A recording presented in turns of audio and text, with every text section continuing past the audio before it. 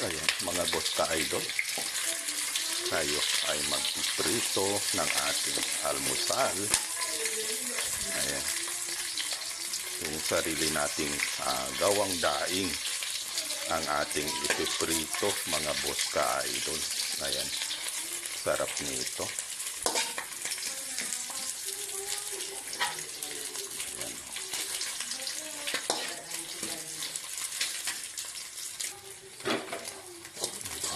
boss.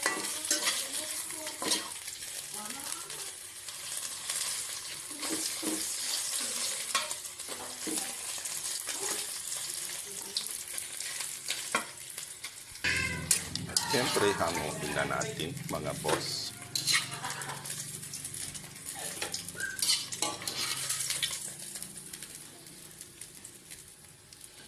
Ngayon na po, mga boss ka-idol, ang ating ulam.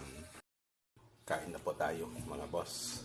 Ating ulam, pritong daing, yung sarili nating gawa. Meron po tayong ditong bahaw. Siyempre, kasama na po yung ating pusa dyan. Meron din po tayong isang tipak na pritong saging. Meron din po tayong kape. Siyempre, bago tayo kakain, manalangin mo tayo. Ama namin po, makapangyarihan sa lahat. Ibig sana ang pagkain na ito upang maging lakas ng ating katawan. Patuloy mo sana kaming gabayan. Iligtas sa anumang kapahamakan. Maging po ang lahat ng aking pamilya. Patawarin mo rin po kami sa aming mga nagawang kasalanan. Ito po ang dinadalangin sa inyong mahal na anak na Jesus. Amen. Kainan na, mga boss ka-idol. Yan.